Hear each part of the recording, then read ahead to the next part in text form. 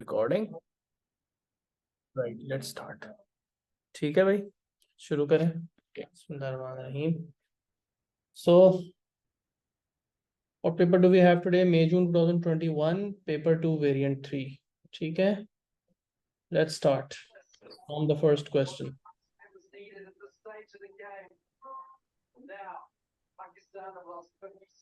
Okay, एक minute देना बेटा बस।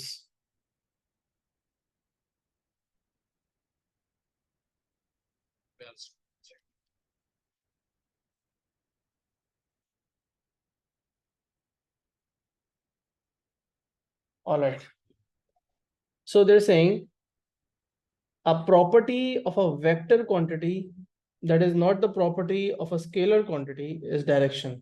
वेक्टर के पास डायरेक्शन होती है, स्केलर के पास डायरेक्शन नहीं होती। कह रहे हैं कि दो स्केलर्स और दो वेक्टर्स और बताएं, राइट? तो apart from velocity and speed mention something else. For example, mass is a scalar, for example time is a scalar, distance is a scalar, energy is a scalar, work, power, pressure, these are all scalar quantities. Vector quantities पे अगर आप आ जाएं तो you can mention displacement for example, or you can mention acceleration, or you could mention force, right? ये सब vectors की example है, राइट? चलो, two properties that are possessed by both scalars and vectors, physical quantities। Her vectors के पास direction होती है, scalars के पास direction नहीं होती, लेकिन वेक्टर्स का भी मैग्नीट्यूड होता है और स्केलर्स का भी मैग्नीट्यूड होता है। एक और चीज जो हर फिजिकल क्वांटिटी के पास होती है वो होता है उसका यूनिट, यूनिट होना चाहिए। ठीक है, अब आपके पास एक शिप है which is travelling at sea with 13 metres per second in this direction in still water. तो ये स्टिल वाटर में आपको शिप की डायरेक्शन दिखाई हुई 35 के एंगल पे, वो 13 की वेलोसिटी से जा रही है। कह रहे हैं कंपोनेंट्स निकाल दें जो कि नॉर्थ और ईस्ट की तरफ है। So north component which is the component going in this direction is adjacent to the angle, so that would be cos, and the angle that is going towards east is opposite to the angle, so that would be sine। तो north वाला और east वाला दोनों जल्दी जल्दी निकालें। 13 cos 35 and 13 sin 35। So real quick, values north की आ रही हैं 11 और ईस्ट की आ रही है 7.5। ठीक है, एक मिनट दो, just open up the marking scheme so I can compare all the answers very quickly।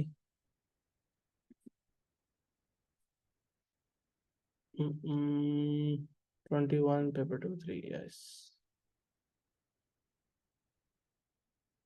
Okay, ठीक है, आगे चलेंगे। अब वो कह रहे हैं कि आपके पास एक शिप है जो कि एक टाइडल करंट, सो समंदर में वेव्स आ रही हैं और वो जो सी वाटर है वो इस डायरेक्शन में मूव कर रहा है to the west. To the west move करने का डायरेक्शन मतलब होता है इस डायरेक्शन में मूव कर रहा है। कह रहे हैं रिजल्टेंट वेलोसिटी निकाल दें, उस कंपोनेंट का रिजल्टेंट निकाल दें जो कि ईस्ट डायरेक्शन में है। सो बेसिकली आपकी शिप की वेलोसिटी के दो कंपोनेंट्स थे, एक नॉर्थ और एक ईस्ट। कह रहे हैं ये जो ईस्ट वाला कंपोनेंट है इसका रिजल्टेंट चाहिए। तो बेसिकली आप इस बात को समझो कि आपका जो ईस्ट वाला कंपोनेंट है वो ही ये वेस्ट वाले कंपोनेंट से, मतलब जो हॉरिजॉन्टल कंपोनेंट वही हॉरिजॉन्टल कंपोनेंट से अफेक्ट होगा। तो एक बड़ी सिंपल सी बात है, शिप की अपनी वेलोसिटी थी towards east, what was it, 7.5, ये शिप है, और पानी की जो है वो है 2.7। तो इनका रिजल्टेंट क्या आ जाएगा, 7.5 माइनस 2.7। सिर्फ इन हॉरिजॉन्टल कंपोनेंट्स का रिजल्टेंट निकालेंगे तो obviously it's gonna be just simple subtraction, 4.8 आ जाएगा। अब अगेन हमने आंसर यूज करें B1 और B2 का। B1 में आपके पास दोनों नॉर्थ और ईस्ट कंपोनेंट्स हैं, और वहां से आप नॉर्थ कंपोनेंट यूज करोगे, यहाँ से नॉर्थ कंपोनेंट यूज करोगे, और B2 से अब आप ईस्ट कंपोनेंट का रिजल्टेंट यूज करोगे जो कि आपने वाटर की वेलोसिटी माइनस करके निकाला है। ठीक है, और उसके बाद अब क्या होना है, आपने resultant velocity of the ship निकालनी है, ओवरऑल उसकी रिजल्टेंट वेलोसिटी निकालनी है। सो शिप की वेलोसिटी के अब जो दो कंपोनेंट्स हैं, एक ये वाला कंपोनेंट है ओवरऑल 4.8 की वेलोसिटी आ रही है, ये वाली ये ईस्ट कंपोनेंट है, और नॉर्थ कंपोनेंट जो 11 था वो तो अभी भी है। अब जो रिजल्टेंट वेलोसिटी होगी that would be obviously by completing the triangle, we know would be the hypotenuse of this triangle. So how do you find the resultant velocity? 11 square plus 4.8 का square. What do you get out of this? जब आप ये निकाल लेते हैं तो आपके पास answer आ जाएगा टू सिग्निफिकेंट फिगर्स में 12 मीटर्स पर सेकंड। अब वो कह रहे हैं कि अपना आंसर B1 और B2 का आंसर दोबारा से यूज करें। B1 का आंसर कौन सा है, यही वाला, इसका ये वाला नॉर्थ कंपोनेंट यूज करें, और B2 का आंसर ये वाला, मतलब यही triangle, literally just use this triangle again, and this time what do, you use this to find the angle of the resultant, और एंगल जो आपने रिजल्टेंट का निकालना है वो नॉर्थ से निकालना है। सो नॉर्थ से जो रिजल्टेंट का एंगल बनेगा वो ये वाला होगा। So this is the angle that you are looking to find. अगर मैं ये निकालना चाह रहा हूँ तो कहना है यूज सिंपली tan इनवर्स, और ऑपोजिट साइड 4.8 और एडजेसेंट साइड 11 है, ये भी कर सकता हूँ। ऑब्वियसली साइन इनवर्स और कॉस इनवर्स भी लगा सकते थे। अगर आप साइन इनवर्स करते तो ये वाली और ये वाली साइड यूज हो जाती, अगर आप कॉस इनवर्स करते तो ये और ये वाली साइड यूज हो जाती। Would have been the same thing, the angle that you will get in the end is 24 degrees.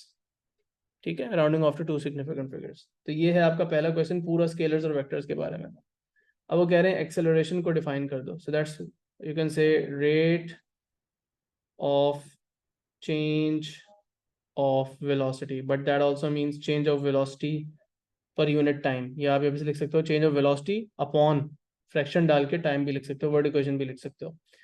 ठीक है, stone false vertically, so stone false vertically from the top of a cliff, और velocity time graph आपके पास बना हुआ है। This is a very familiar graph, you know air resistance यहाँ पे ignore नहीं हो रहा, और एयर रेजिस्टेंस का अफेक्ट है, और वही कह रहे हैं विद रेफरेंस टू फोर्सेस इस कर्व को एक्सप्लेन करें कि इसकी शेप ऐसी क्यों आ रही है। सो दो पार्ट्स में कर्व को डिवाइड कर लो, एक डिक्रीजिंग ग्रेडियंट वाला पार्ट और फिर एक स्ट्रेट लाइन वाला पार्ट, टर्मिनल वेलोसिटी वाला पार्ट, कांस्टेंट वेलोसिटी वाला पार्ट। इन दोनों पार्ट्स को एक्सप्लेन करो। तो डिक्रीजिंग ग्रेडियंट का मतलब है कि एक्सेलरेशन डिक्रीज करिए। एक्सेलरेशन क्यों डिक्रीज करती है, जब रिजल्टेंट फोर्स डिक्रीज करती है। और रिजल्टेंट फोर्स क्यों डिक्रीज करती है, जब कोई दो फोर्सेस, कोई इंडिविजुअल फोर्सेस जो है ऑपोजिट डायरेक्शन में बढ़ रही हो, या नीचे वाली फोर्स कोई छोटी हो रही हो। तो सीधी सी बात है, ये आपका स्टोन जो है जब वो गिर रहा है, ये उसका वेट है, और ये है उसका एयर रेजिस्टेंस। जैसे जैसे ये स्टोन की स्पीड बढ़ती है, what happens to the air resistance, air resistance बढ़ता जाता है। आपकी जो रिजल्टेंट फोर्स है वो है W माइनस आर, क्योंकि आर की वैल्यू बढ़ती जा रही है तो रिजल्टेंट फोर्स कम होता जा रही है, और क्योंकि F is equal to M A, जो रिजल्टेंट फोर्स कम हो रहा है तो एक्सेलरेशन कम होती जा रही है। तो पहले तो हम इतनी बात एक्सप्लेन करेंगे, ये क्या हुआ, पहले तो हम इतनी बात एक्सप्लेन करेंगे जो हमने यहाँ तक डिस्कस की। सॉरी, सो यहाँ पर हम इस बात को लिखते हैं बेटा कि with speed, when increasing speed,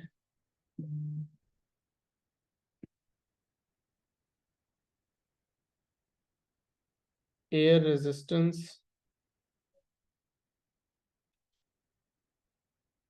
in the upwards direction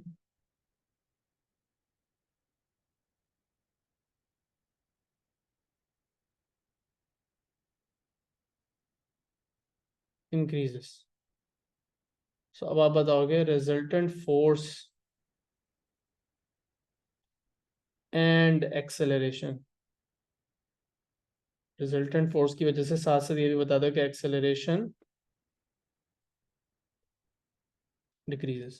तो अब आगे लिख दो कि सो ग्रेडियंट डिक्रीजेस। ठीक है, तो इस पहले पार्ट ऑफ द ग्राफ को अपने एक्सप्लेन कर दिया। अब आगे ग्राफ स्ट्रेट क्यों है, वेल कांस्टेंट स्पीड है। कांस्टेंट स्पीड कब होती है, जब रिजल्टेंट फोर्स हो जाएगी जीरो। ये जीरो कब होगी, जब ये दोनों इक्वल होंगे।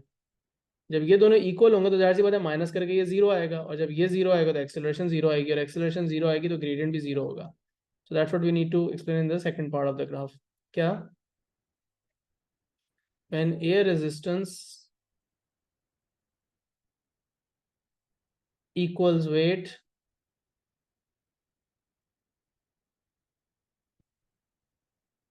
resultant force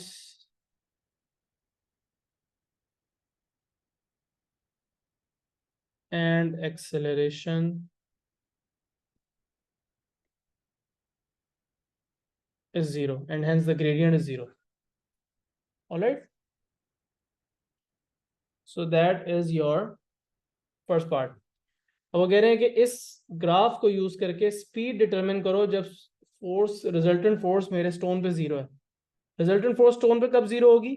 जब वो कांस्टेंट स्पीड पर ट्रेवल कर रहा होगा। कांस्टेंट स्पीड पे वो कब ट्रेवल कर रहा है? यहाँ कांस्टेंट स्पीड पर ट्रेवल कर रहा है। तो इस वक्त स्पीड की वैल्यू क्या है? यहाँ से देख लो कि क्या वैल्यू है स्पीड की। यहाँ पे स्पीड की वैल्यू आ रही है 36। Is that correct? So you just have to write down your answer from the graph. कुछ इसमें कॉम्प्लिकेटेड नहीं है, ठीक है। रिजल्टेंट फोर्स जब 0 होती है, स्पीड कांस्टेंट होती है। वो जो कांस्टेंट स्पीड है वो आपने ग्राफ से देख ली, मैक्सिमम टर्मिनल वेलोसिटी 36 आ रही है। Use figure 2.1 to calculate the approximate height. ये अप्रोक्सीमेट का वर्ड क्यों लिखा हुआ है? Because you have to do some estimation over here through which the stone falls between 0 to 30। So 30 seconds का ही पूरा ग्राफ है, और इस ग्राफ से आप हाइट यानी डिस्टेंस या डिस्प्लेसमेंट निकाल रहे हो। कैसे निकालते हैं? एरिया अंडर द ग्राफ से। ओनली प्रॉब्लम है कि ये ग्राफ तो कर्व है, कोई डेफिनेट शेप तो बन नहीं रही। तो इसका मतलब ये हुआ कि आपको एस्टिमेट करना पड़ेगा एंड आपको ब्लॉक्स काउंट करने पड़ेंगे। बट इसमें भी कुछ, सब ये नहीं कि सारे ब्लॉक्स काउंट करोगे, कुछ काम आपका आसान हो जाएगा। कैसे काम आसान हो जाएगा? कुछ ब्लॉक्स तो बहुत ही ज्यादा पूरे पूरे आ रहे हैं, उनको जल्दी जल्दी काउंट कर लो, ठीक है। वैसे ये भी हो सकता है, एक तरीका ये भी होता है कि आप इसमें लेट सपोज ये एक डेफिनेट रेक्टेंगल बन रहा है, इसको तो आप वैसे काउंट कर लो, ठीक है। उसके बाद आप ये करो कि क्या कहते हैं, ये वाला ट्राइंगल निकाल लो, इसका भी एरिया आ जाएगा, इसका भी एरिया आ जाएगा। जो बचे कुछ बॉक्सेस हैं उनको काउंट कर लो। लेकिन क्योंकि बॉक्सेस काउंट करने में भी इतना कोई मसला नहीं होगा, तो आप जल्दी जल्दी कर लें।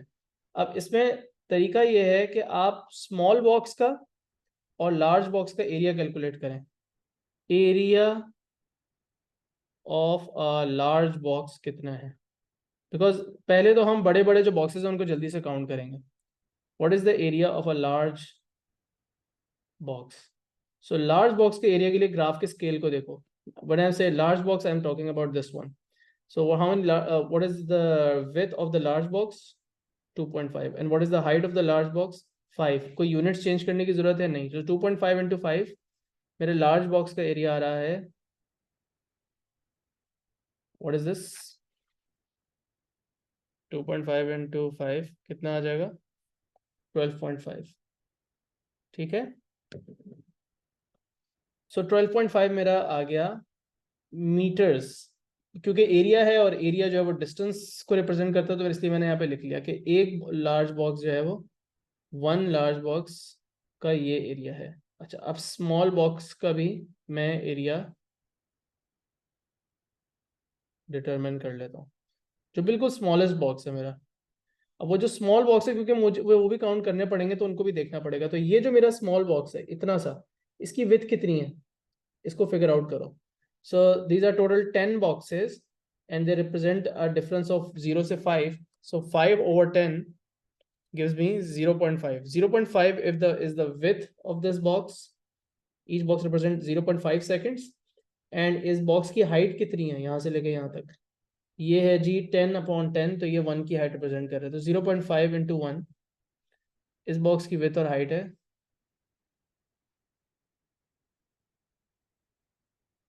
अब आपने number of small boxes count करने हैं और number of large boxes count करने हैं, ठीक है जी। लार्ज बॉक्सेस, स्मॉल बॉक्सेस,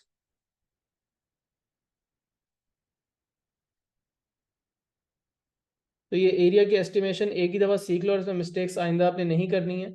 और कहाँ कहीं भी ग्राफ का एरिया निकालना पड़ जाए, एस्टिमेशन को ये तरीका आपने फॉलो करना है। अब आप क्या करोगे? बड़े बड़े बॉक्स जल्दी से काउंट करना शुरू करोगे, ठीक है। तो जो पूरे पूरे उनको तो जल्दी जल्दी let's get them out of the way. 1 2 3 4 5 6 7 8 9 10 11 12 13 14 15 16 17 18 19 20 21, 1 2 3 4 5 6 7 थे ना एक रो में, right? 22, 23, 24, 25, 26, 27, 28, 29, 30, 31, 32, 33, 34, 35, 36, 37, 38, 39, 40, 41, 42, 43, 44, 45, 46, 47, 48, 49, 50, 51, 52, 53, 54, 55, 56, 57, 58, 59, 60, 61, 62, 63, 64, 65, 66, 67, 68, 69, 70। इसको भी मैंने पूरा ले लिया रफली, तो 70 पूरे बॉक्सेस आ रहे हैं मेरे पास लार्ज वाले, 70 लार्ज बॉक्सेस। ठीक है।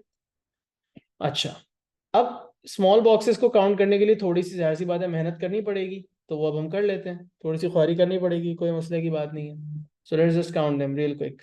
यहाँ से 1 2 3 4 5 6 7 8 9 10 11 12 13 14 15 16 17 18 19 20 21 22 23 24 25 26 27 27 इनको मैं एक एक गिन रहा हूँ।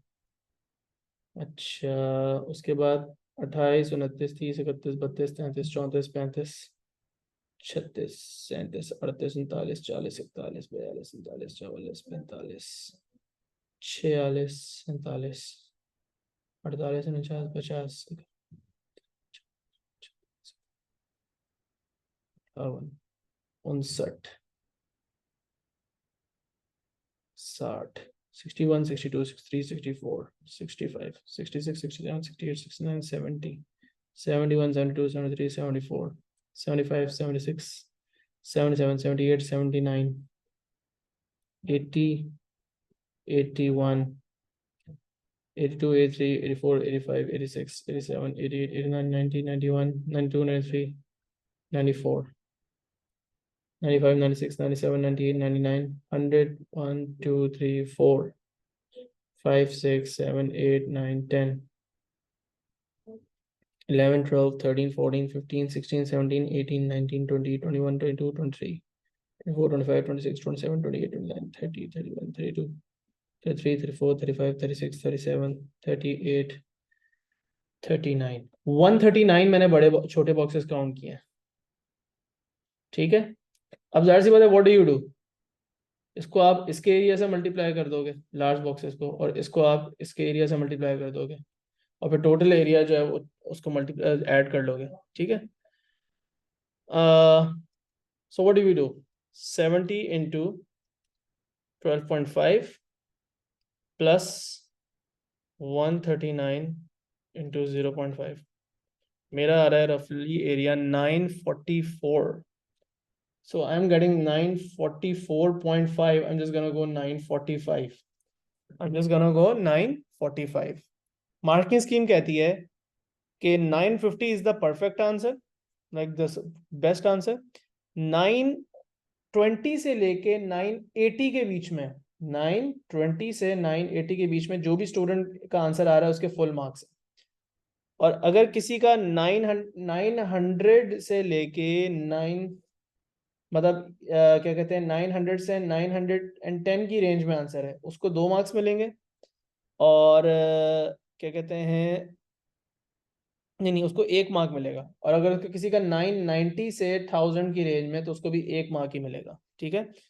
सो 920 से 980 की रेंज है। अब ये जाहिर सी बात है, रेंज क्यों है, क्योंकि यार आप हर बच्चे ने जजमेंट कॉल करनी है, you will make small judgement calls. Judgement calls क्या होंगी कि यार कुछ बॉक्सेस को मैंने नहीं काउंट किया, कुछ 2 बॉक्सेस को मिला के 1 काउंट कर लिया, कुछ को छोड़ दिया, कुछ आधे बॉक्स नजर आ रहे थे फिर भी उन्हें काउंट कर लिया। So obviously you have to do that, थोड़ा सा टाइम कंज्यूमिंग काम है।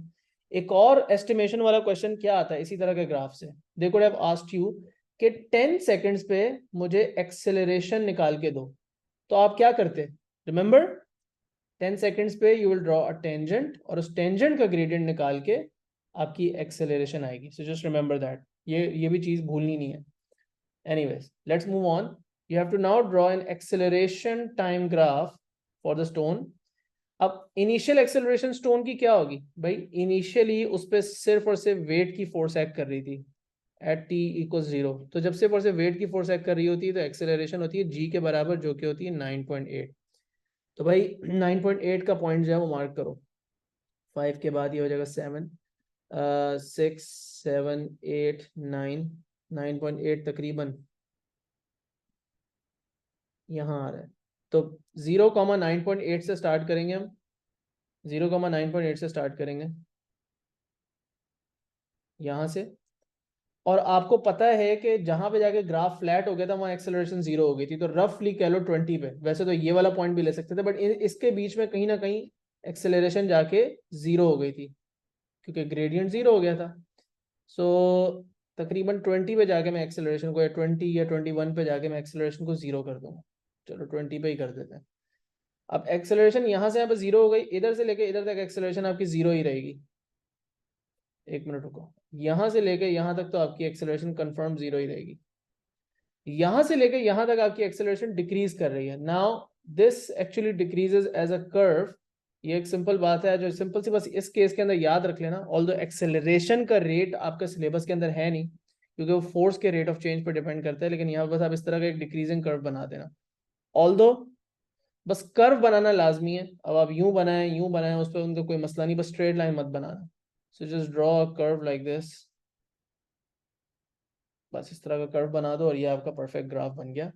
एक्सेलरेशन शुरू में 9.8 थी, 20 ऑड पे आके 0 हो गई, और उसके बाद आपकी क्या नाम है, एक्सेलरेशन 0 ही रही जब स्पीड कांस्टेंट थी। सो पूरा काइनेमेटिक्स का बहुत अच्छा सवाल आ गया फ्री फॉल का। मोमेंट को डिफाइन करें जी, डिफाइन द मोमेंट। ओके जी, आगे चलते हैं और जल्दी जल्दी काम करते हैं। Moment is defined as product of, or you can also write force multiplied by, product of force and perpendicular distance from line of action of force। सिर्फ force मत लिखो, line of action of force लिखो, line of action of force to the point, या pivot लिख दो, ठीक है, however you want to write it, ठीक है, all right।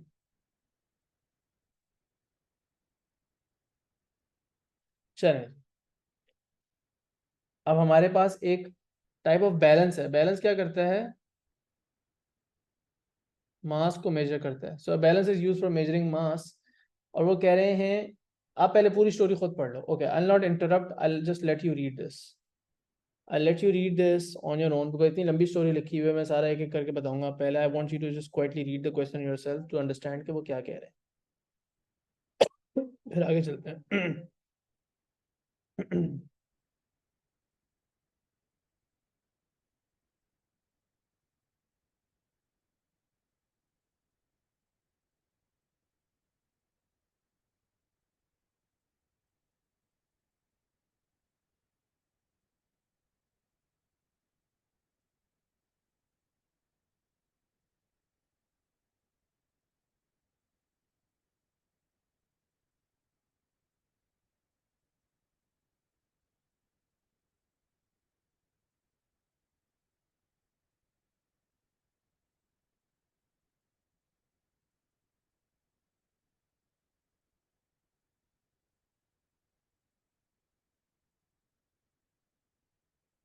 I hope everyone has read it. So very quickly I'll explain कि वो क्या कह रहे हैं। वो कह रहे हैं कि बेटा आप रॉड का जो है वो अपना वेट तो इग्नोर करो। यहाँ पे आप कोई चीज़ रखते हो, इधर आप कोई चीज़ रखोगे तो यहाँ से कौन सी फोर्स लगेगी, वेट की फोर्स लगेगी।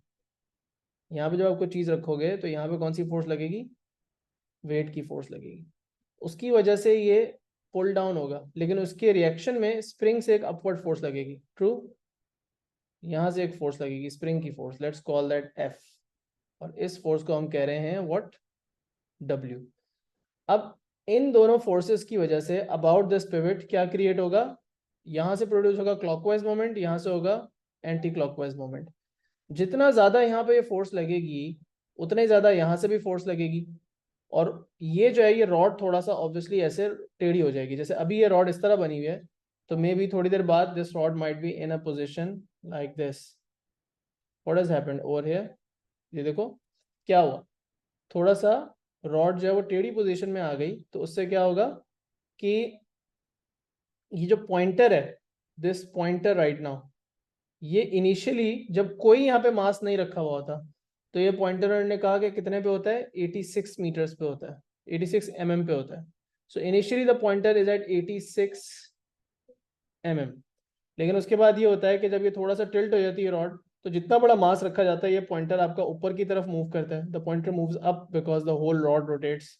ठीक है, तो इस तरह जो है वो आपका पॉइंटर ऊपर मूव करता है, और आपका जो है वो जितना ज़्यादा पॉइंटर ऊपर मूव कर रहा है इतना ज़्यादा ये जो है उसमें मास की वैल्यू आ रही है। अब वो ये कह रहे हैं कि इस वक्त जब जीरो पॉइंटर है तो वो तो 86 पे था, जब कोई मास नहीं रखा हुआ तो वो 86 पे है, लेकिन जब एक ऑब्जेक्ट इतने मास का you place it on the pan, then the pointer moves to 123 mm on the scale and again becomes in equilibrium। अब जब दोबारा से इक्विलिब्रियम में आ जाएगा पॉइंटर, तो वही बात, क्लॉकवाइज मोमेंट और एंटी क्लॉकवाइज मोमेंट क्या हो जाएंगे, इक्वल हो जाएंगे। अब वो ये कह रहे हैं show that the increase in length of the spring is approximately 1.1। अब इसमें अगेन अप्रोक्सीमेट का वर्ड जो है बड़ा इंपॉर्टेंट है। यहाँ पे आपके पास एक कॉन्सेप्ट आएगा, छोटा सा सिंपल मैथमेटिकल कॉन्सेप्ट आएगा जिसे हम कहते हैं similar triangles. So here's what I am going to do, यहाँ से एक वर्टिकल लाइन बनाता हूँ, अज्यूम करता हूँ कि यहाँ तक गया ना मेरा पॉइंटर, यहाँ से एक सीधी लाइन गुजारता हूँ, इसको यहाँ से यहाँ जोड़ा, ठीक है, इसको यहाँ से यहाँ रखा। अब मेरा स्प्रिंग जो है उसका इंक्रीज इन लेंथ निकालना है, तो मेरा स्प्रिंग ओरिजिनली यहाँ पे है, अब मेरा स्प्रिंग इधर आ जाएगा जब ये रॉड यहाँ से गुजरेगी, तो इधर से इधर तक एक और लाइन बना ली, ये एक लाइन बन गई, होपफुली ग्रीन लाइन आपको नजर आ रही है। I am trying to draw it as neatly as possible. और आप क्या कर सकते हो, एक छोटा सा काम और क्या कर सकते हो, let me just fix this. जहां पे ये इनिशियली था पॉइंटर, सो यहां से लेके और जहां पे मेरा स्प्रिंग की और इनिशियल लेंथ थी, यहां से तक पूरी एक हॉरिजॉन्टल लाइन बना सकते हो। इससे बनेगा क्या, आपके पास दो ट्राइंगल्स बन जाएंगे, और ये जो ट्राइंगल्स हैं ये एसेंशियली होंगे similar triangles. I am just gonna move them out from over here. इन दोनों ट्राइंगल्स को मैं हटा के यहाँ नीचे ले आऊंगा। ये रहे मेरे सिमिलर ट्राइंगल्स जो मैंने ऊपर डायग्राम पे ओवरले करके यहाँ से हटा लिया। अब सिमिलर ट्राइंगल्स की रीडिंग्स आपके पास हैं, दोनों सिमिलर ट्राइंगल्स जो हैं वो आपके पास रीडिंग्स आपके पास हैं, और सिमिलर ट्राइंगल्स का कॉन्सेप्ट शायद आपको बड़ा आसान सा होता है याद हो। सो इनिशियली रीडिंग थी 86 पे, ये पॉइंटर की इनिशियल रीडिंग है, बाद में रीडिंग आई 123 पे। 86 और 123 का डिफरेंस क्या होता है, जल्दी से क्विकली साइड पे कैलकुलेट करते हैं, कितना होता है। 123 माइनस 86 क्या आया, 37। 37 mm ये वाले ट्राइंगल की हाइट है। इस ट्राइंगल की जो यहां से लेकर यहां तक बेस है, वो हमारे पास इस ट्राइंगल ये मौजूद है डायग्राम पे 52.6। ठीक है, ये वाला जो ट्राइंगल है इसकी ये वाली विड्थ हमारे पास मौजूद है, जो कि यहाँ से यहाँ तक है। ठीक है, ये मेरा पिवट था, pivot is basically your axis of rotation, तो वहां पे तो उसकी पोजीशन चेंज ही नहीं हुई। ये है मेरी रॉड की इनिशियल पोजीशन, और ये मेरी रॉड की पोजीशन है टिल्ट होने के बाद। ये पॉइंटर ऊपर मूव किया, यहाँ से स्प्रिंग नीचे मूव करेगा। तो भाई ये वाली जो है ये कितनी है, 1.8 सेंटीमीटर। 1.8 सेंटीमीटर कितना होता है, 18 mm होता है, 18 mm होता है। तो यहाँ पे मैं 18 mm लिख दूंगा। डज दैट मेक सेंस, कि यहाँ पे मैं 18 mm लिख देता हूँ। अब ये जो पॉइंट है मेरा, ये जो स्प्रिंग का चेंज इन लेंथ है, ये एक्स हो जाएगा। और सिमिलर ट्राइंगल्स का रूल शायद आपको याद हो, सिंपल होता है कि इनकी जो करस्पॉन्डिंग साइड्स का रेशियो होता है वो सेम होता है। ठीक है, that's one way of solving this. इसके बाद जो है वो वैसे हम एक tan इनवर्स वाला मेथड भी लगा सकते हैं, उसको भी क्विकली डिस्कस कर लेंगे, बिकॉज ये राइट एंगल ट्राइंगल्स बन रहे हैं। राइट एंगल ट्राइंगल बन रहे हैं तो आप इस पे tan इनवर्स भी लगा सकते हो ना, इन दोनों साइडों पे ये वाला एंगल और ये वाला एंगल सेम होगा, तो फिर इस पे भी tan इनवर्स निकाल के ये वाला एंगल निकाल सकते हो। तो एक तो रफ मेथड ये है, दूसरा रफ मेथड मैंने आपको सिमिलर ट्राइंगल्स का बताया। और सिमिलर ट्राइंगल्स के अंदर आप कहोगे कि यार ये वाली हाइट और इस ट्राइंगल की हाइट का रेशियो, और इस ट्राइंगल की और इस ट्राइंगल दोनों ट्राइंगल की बेसिस का रेशियो जो है वो सेम होना चाहिए। सो this is how it will go, x upon 37 equals 18 upon 52.6। आप लोग ओ लेवल मैथ्स में और IGCSE मैथ्स में पढ़ते थे, सिमिलैरिटीज और कॉन्ग्रुएंसी वाले चैप्टर में। एनीवेज, सो अब क्या करना है, हमने इसको रीअरेंज करना है और बस सॉल्व करके निकाल देना है। क्या आता है देखते हैं, चेक करते हैं। तो 18, 52 0.6 multiply by 37. Sir, in the question, does it say 18 or 1.8? 1.8 centimetre है, और ये 100% मुझे मार्किंग स्कीम के अंदर भी जो है ना मिस्टेक लग रही है। अच्छा अच्छा अच्छा अच्छा, सॉरी सॉरी सॉरी, मेरी मिस्टेक है, मार्किंग स्कीम की मिस्टेक नहीं है, क्योंकि ये सेंटीमीटर है तो इसको भी सेंटीमीटर में लेना चाहिए। ठीक है, तो इसको मैंने 18 सेंटीमीटर से मिलीमीटर्स में कन्वर्ट किया था, तो इसको भी मुझे मिलीमीटर्स में कन्वर्ट करना चाहिए। This would be 526, right, that's my mistake. ये सारी रीडिंग मैंने में लिखी है ना। So if this is an this is an this is an this is an तो मेरे पास ये आंसर जो आएगा ये भी मिली, क्या कहते हैं, सारा जो आंसर है ये 526 इसको करूंगा, दिस वुड बी 526। अब मेरे पास आंसर आना चाहिए 126.6।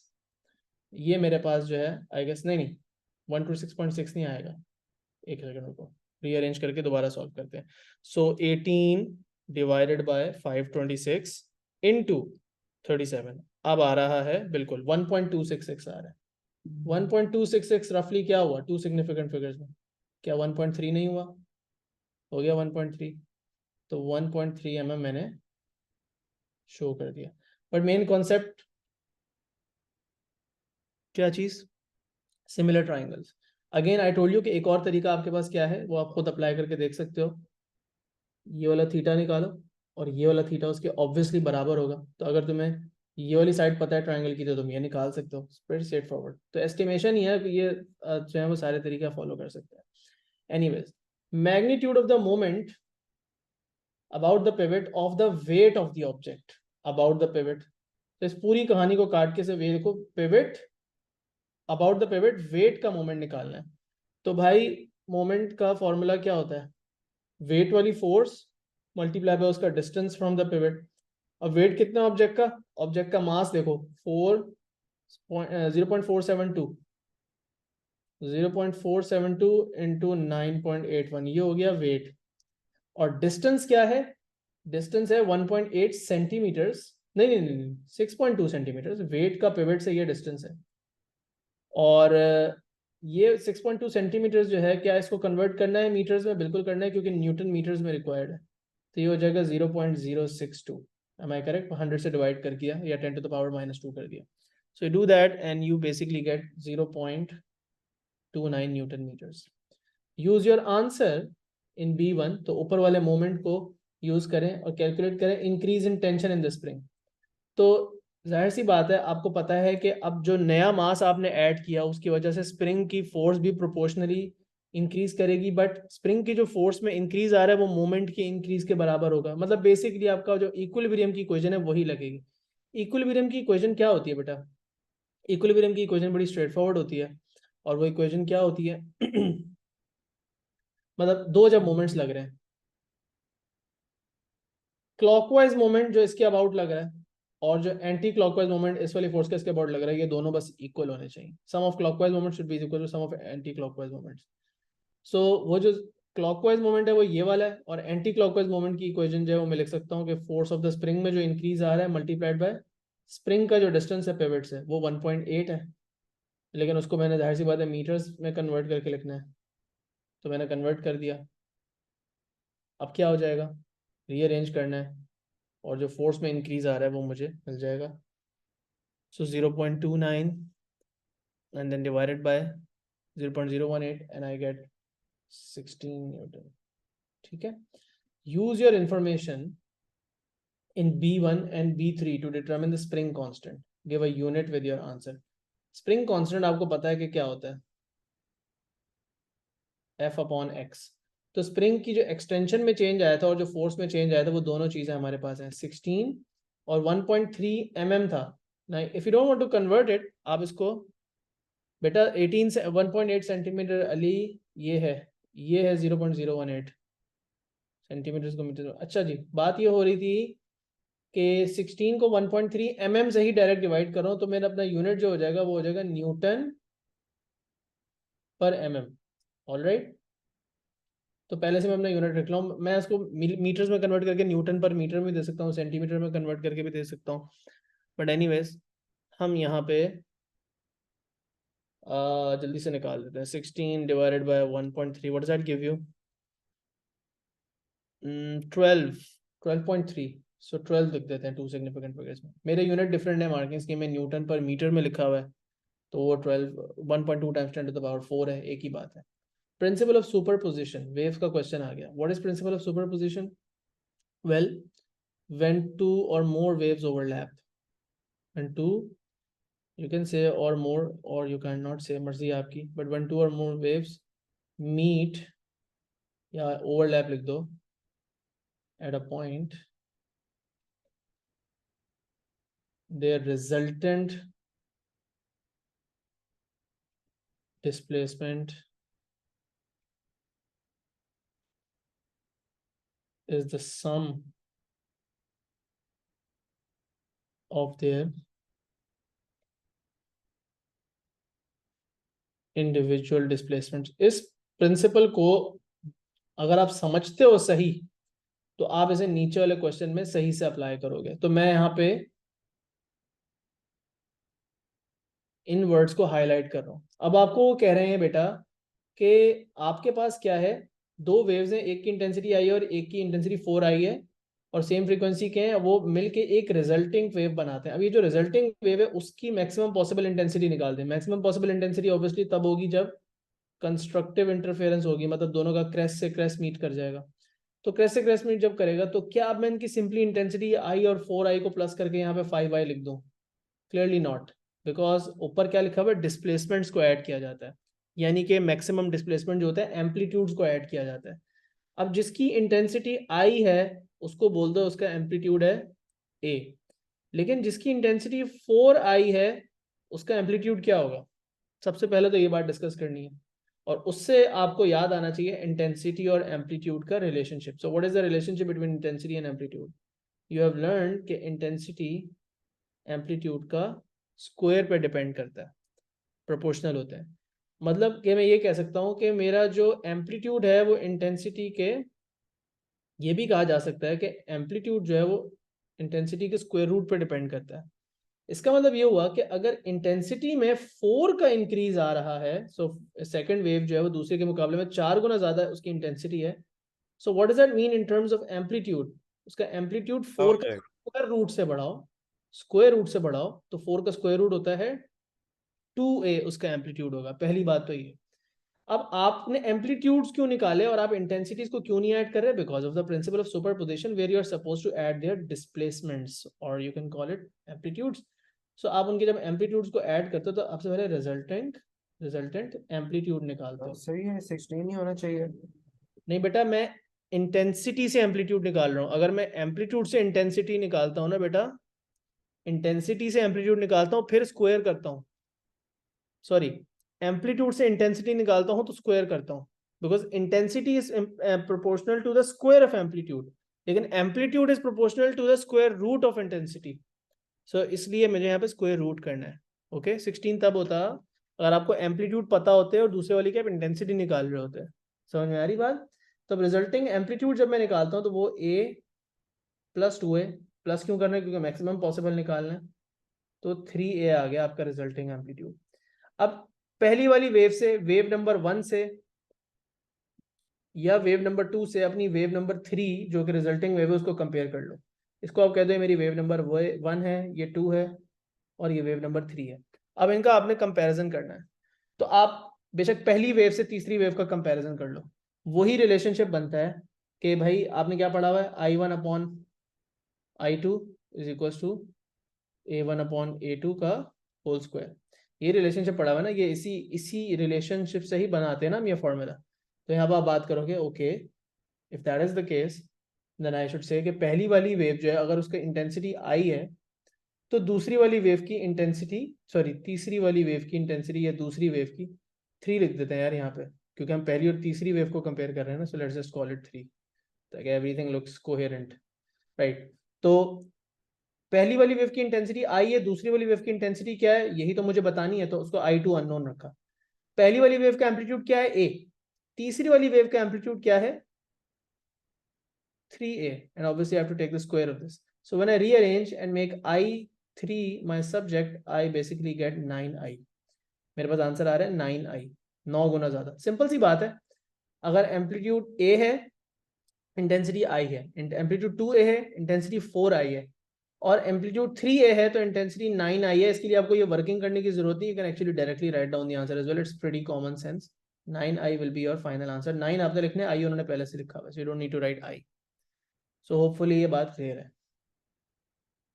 ओके, डबल स्लिट एक्सपेरिमेंट का क्वेश्चन है। Coherent light of wavelength 550 nanometre incident on a double slit, जिसकी ए की वैल्यू स्लिट सेपरेशन ये है, और डी की वैल्यू डिस्टेंस जो है स्क्रीन से फ्रिंजेस तक का वो ये है, और आपको जो सारी इंफॉर्मेशन डायग्राम पे भी दी हुई है। कह रहे हैं determine the distance between centres of adjacent bright fringes. तो ये क्या पूछ रहे हैं आपसे? आपसे एक्स की वैल्यू मांग रहे हैं, एंड यू नो कि एक्स का फॉर्मूला क्या है, lambda d over a, and but everything should be in meters because the answer is recorded in meters.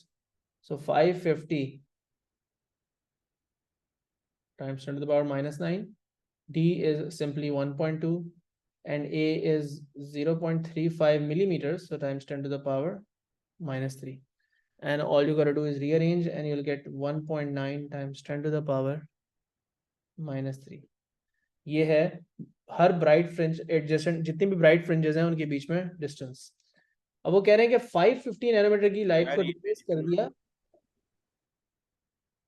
550 की लाइट को रिप्लेस कर दिया किस चीज से? रेड लाइट से। जब रेड लाइट से रिप्लेस किया तो कह रहे हैं कोई चेंज आएगा एक्स की वैल्यू पे, एक्स में कोई चेंज आएगा? तो एक्स में क्या चेंज आएगा बेटा? ऊपर फॉर्मूला देख लो, सिंपल। आपकी जो रेड लाइट होती है उसकी वेवलेंथ लाइट, विजिबल लाइट के स्पेक्ट्रम में सबसे ज्यादा होती है। विच मीन्स कि ये जो लाइट है, आपका जो विजिबल लाइट का स्पेक्ट्रम होता है, इट्स रफली फ्रॉम 400 नैनोमीटर, सो ये आपकी ब्लू या वायलेट लाइट हो गई, और 700 नैनोमीटर तक लॉन्ग वेवलेंथ रेड लाइट की। तो रेड लाइट अगर यूज करें तो प्रॉब्ली 700 के आसपास आप अपनी वेवलेंथ यूज कर रहे हो। तो अगर आप वेवलेंथ बढ़ा दोगे, बाकी चीजें सेम रखोगे, तो वेवलेंथ को बढ़ाने से क्लियरली एक्स उससे प्रोपोर्शनल है, डी और ए को तो आप चेंज नहीं कर रहे, तो वेवलेंथ बढ़ाने से एक्स की वैल्यू भी बढ़ेगी। 1 मार्क का क्वेश्चन है, तो आप बताओगे बेटा। आपने एक्सप्लेन भी करना है, स्टेट एंड एक्सप्लेन लिखा हुआ है। Wavelength increases so x increases. Obviously you don't call x, you say distance between bright fringes. Okay, okay ji. Second last question, EMF को डिफाइन करते हैं। So this is energy transferred, लंबी वाली definition लिखेंगे पूरी क्योंकि 2 मार्क की है। Energy transferred from other forms to electrical in a power source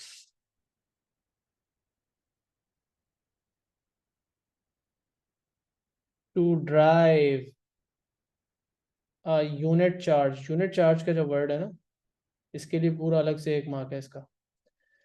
unit charge around a complete circuit, but just be careful, don't confuse the definitions of EMFs and potential difference.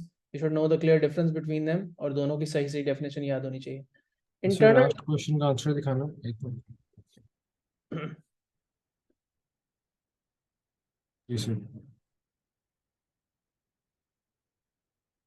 Circuit के अंदर आपका जो internal resistance वाला पूरा experiment है उसको perform किया जा रहा है। What do you do over here? There is a battery with EMF E and a constant internal resistance R and an external resistor capital R, and the PD across this is something that we call V, जो कि इस voltmeter से major हो रहा है। अगर आपको लग रहा है कि वोल्टमीटर बैटरी के अक्रॉस लगा हुआ है, तो बेटा ये बैटरी के अंदर जो वोल्टेज यूज हो रहे हैं वो नहीं है, पॉइंट X से लेके यहाँ तक पॉइंट Y तक जो वोल्टेज ड्रॉप हो रहे हैं, जैसे आप कहते हो टर्मिनल PD, ये उसकी वैल्यू दे रहा है। Current that is passing through the battery as well as through the external resistor, ये उसकी वैल्यू आपको यहाँ से मिल रही है।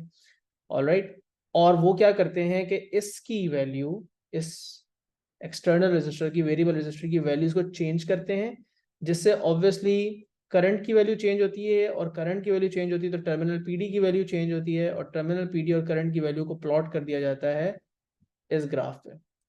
और ये जो ग्राफ है, आपको याद रहना चाहिए कि इस ग्राफ का y इंटरसेप्ट आपको देता है।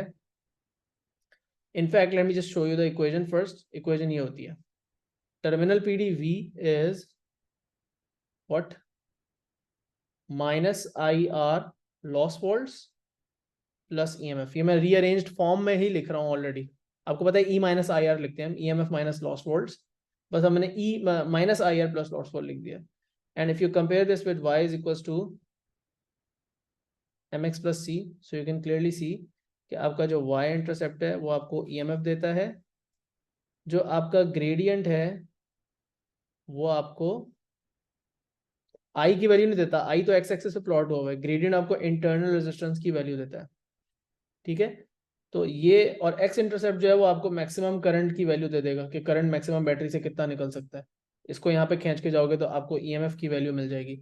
एनीवेज, अब वो कह रहे हैं कि बताएं कि V की वैल्यू कांस्टेंट क्यों नहीं है। जैसे जैसे आप इस रेजिस्टेंस को चेंज करते हैं तो ये V की वैल्यू कांस्टेंट क्यों नहीं रह रही। बल सारी कहानी इस इंटरनल रेजिस्टेंस की वजह से खराब है। अगर बैटरी का इंटरनल रेजिस्टेंस इग्नोर कर दिया जाए ना, तो जो मर्जी आर को कर लो भाई, वी तो सारा का सारा इसको ही मिलना है, तो वी चेंज नहीं होगा। फिर जो भी बैटरी का EMF होगा 12 वोल्ट है तो इसके अक्रॉस सेम ऐसा ग्राफ बनता अगर इंटरनल रेजिस्टेंस को इग्नोर किया जाता।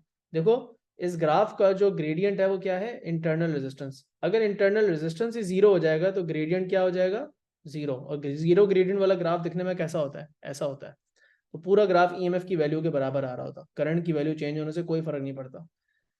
बट अब सारी कहानी ही लॉस्ट वोल्ट्स की है, तो हमने बताना है सम PD इज, या सम पावर लिख दो बेशक, या सम PD लिख दो, ठीक है, ये आप लिख दो। सही तरीका ये है, PD तो हम लिख देंगे पोटेंशियल डिफरेंस, तो हम उसको पर ड्रॉप का वर्ड नहीं यूज कर सकते, तो हम ये कह सकते हैं there is a PD across internal resistance of the battery and we have a name for it. What do we call it? Called internal resistance. नहीं, इस PD को क्या कहते हैं जो इस बैटरी का क्रॉस होता है, उसे लॉस्ट वोल्ट्स कहते हैं। So, अब जब हम रेजिस्टेंस इंक्रीज करते हैं, हम जब रेजिस्टेंस इंक्रीज करते हैं एक्सटर्नल रेजिस्टर का, तो करंट की वैल्यू कम होती है या बढ़ती है। तो हम कहेंगे कि एज करंट डिक्रीजेस, क्योंकि आप बाहर वाले रेजिस्टर की रेजिस्टेंस की वैल्यू बढ़ा रहे हो ना, तो करंट जैसे जैसे डिक्रीज करेगा तो क्या होगा, लॉस्ट वोल्ट्स, जो कि आपके पास ऊपर आपको इक्वेशन नजर आ रही है IR की वैल्यू है, ये वैल्यू जो है वो कम होती रहेगी। और ये वैल्यू जितनी कम होगी ये और ये उतना बराबर होते जाएंगे। एसेंशियली ये वैल्यू जितनी, करंट की वैल्यू जितनी कम होगी ये ब्रैकेट की वैल्यू उतनी ही कम आएगी और V की वैल्यू उतनी ही ज्यादा आएगी। I mean you can write this equation like this to understand this better conceptually, कि ये है EMF minus lost volts. So you can actually write this equation, यहाँ पे एंड में आप इक्वेशन मेंशन भी कर सकते हो। और आप बोलो बेटा as current decreases what happens, as current decreases lost volts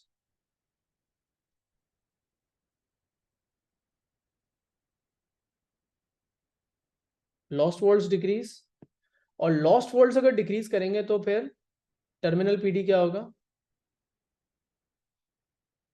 increase करेगा। टर्मिनल PD जो कि V की वैल्यू है वो इंक्रीज करेगा। And then you can also quote that equation over here. You can say terminal PD is EMF minus lost volts. यहाँ पे आप लिख दो lost volts, पूरी वर्ड इक्वेशन लिख देना। In fact that could be added to your answer as a point. ठीक है बेटा। अब वो कह रहे हैं कि EMF की वैल्यू बताएं फिगर 5.2 से देख के। आपको पता है आपने y इंटरसेप्ट देखना है, so first you need to extend this, you need to extend this graph, सीधा लाइन बनाओ।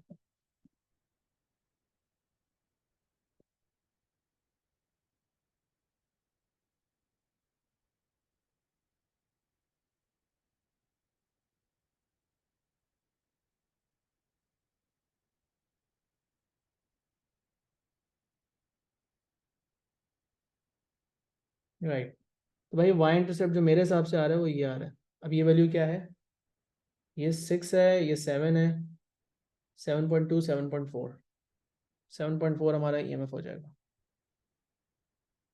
7.4 हमारा EMF हो गया। Maximum current in the battery, current की सबसे ज़्यादा बड़ी वैल्यू आपको एक्स एक्सिस पे सबसे आगे जो वैल्यू मिल रही है वो हो जाएगी। ये है 0.8, ये है 1, तो ये हो गया 0.9 और ये हो गया 0.92, 0.94, 0.96, 0.98 और 1, तो ये 0.92 हो गया। सो ये वैल्यू आपकी जाएगी सेकंड पार्ट में 0.92 एम्पेयर। तो कह रहे हैं इंटरनल रेजिस्टेंस निकाल दो। Obviously you know you need to find out the gradient, so just take any 2 points and find out the value. In fact मैं सबसे आसान वाले पॉइंट्स यही वाले उठा लेता हूँ, एक ये वाला और एक ये वाला पॉइंट। तो ये है 0.92, 0 और वो है 0,7.4। So will do 0 minus 7.4 because y2 minus y1 होता है, ठीक है। अच्छा आपको याद होगा ग्रेडियंट जो है वो माइनस आर के बराबर था, डू यू रिमेंबर? यहाँ पे माइनस साइन है तो ग्रेडियंट माइनस आर के बराबर था, मुझे आर नहीं लिखना चाहिए था, माइनस आर लिखना चाहिए था। तो ग्रेडियंट नेगेटिव आएगा, ऑटोमेटिकली माइनस साइन कैंसिल हो जाएगा, और you can just forget the minus sign and concentrate on the gradient only, on the magnitude only, and this is gonna be 0.92 minus 0। So 7.4 over 0.92 कितना होता है? We get 8.04, so it's going to be just 8.0 ohms। ठीक है बेटा। On the graph, sketch a line to show a possible variation of IV for a battery with lower EMF and lower internal resistance। और वो कह रहे हैं कि जितना हमने लाइन बनाई थी लंबी, कम से कम उतनी लंबी लाइन आप भी बनाए। तो सारी कहानी क्या है? सारी की सारी कहानी जो है वो आपकी ग्रेडियंट और वाई इंटरसेप्ट की है।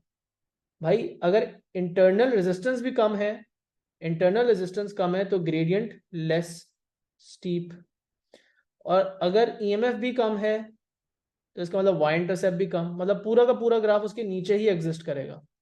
तो आप ऐसी कोई लाइन बना दो रैंडम जिसका वाई इंटरसेप्ट लेट सपोज ये हो, वाई इंटरसेप्ट ये हो, ये उसका वाई इंटरसेप्ट होगा, लेकिन उसका ग्रेडियंट भी लेस स्टीप होना चाहिए। तो अगर ये लाइन इतनी स्टीप है तो मेरी लाइन थोड़ी सी लेस स्टीप होगी, ऐसे करके बना सकता हूँ मैं कुछ, something like this. So may be the other point could be somewhere over over here. तो जब मैं लाइन बनाऊंगा, अभी देखो लाइन लेस स्टीप भी है, और कुछ भी मतलब कहीं भी बन जाए लेस स्टीप होनी चाहिए, उससे नीचे होनी चाहिए ऑब्वियसली, उसका वाई इंटरसेप्ट कम होना चाहिए। तो ग्रेडियंट और वाई इंटरसेप्ट दोनों चीज़ें कम होंगी, क्योंकि ग्रेडियंट आपको पता है कि इंटरनल रेजिस्टेंस होता है वो भी कम है, और वाई वाई क्या था, वाई इंटरसेप्ट जो है वो आपका ईएमएफ होता है तो वो भी कम है। तो बस वो चीज़ आप जब समझ जाओ इस सवाल के अंदर तो आपको पूरा समझ में आ जाता है। Now you have to state the quark composition of a proton, up up down, neutron, up down down. Alpha particle का अच्छा है, अल्फा पार्टिकल में होते हैं जी 2 प्रोटॉन और होते हैं 2 न्यूट्रॉन। अब 2 प्रोटॉन के अंदर कितने अप क्वार्क होंगे? अप अप अप अप, क्योंकि एक में चार 2 थे तो 2 में कितने होंगे? 4 अप क्वार्क होंगे, और डाउन क्वार्क जो है वो 1 थे, तो इसमें टोटल मिला के 2 हो जाएंगे। 2 प्रोटॉन हो गए और 2 न्यूट्रॉन, तो 2 अप और तकरीबन 4 इसमें डाउन हो गए। अब इन सब चीज़ों को ऐड कर लो, टोटल कितने अप क्वार्क आ रहे हैं? 2 और 4 6 अप क्वार्क आ रहे हैं, और 2 और 4 6 ही डाउन क्वार्क आ रहे हैं। प्रीटी स्ट्रेट फॉरवर्ड, ठीक है। बस काउंटिंग में ध्यान रखना, मल्टीप्लिकेशन सब एडिशन जो भी करनी है। अच्छा जी, अल्फा पार्टिकल स्कैटरिंग एक्सपेरिमेंट सबने पढ़ा हुआ है। इसमें alpha particle are deflected at directed at thin gold foil. What may be inferred, मतलब क्या कंक्लूजन निकाली जा सकती है from the observation that most alpha particles pass through the straight gold foil. Well उससे अब ऑब्जर्वेशन ये निकालते हो कि आपका जो गोल्ड फॉइल है उसके जो एटम्स हैं वो मोस्टली क्या हैं? एम्प्टी हैं। तो आपने ये बताना है atom is mostly empty space.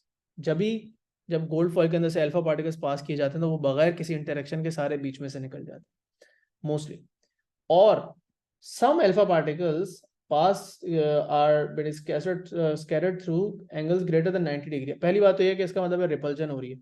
तो आप पहले तो ये बताएंगे दैट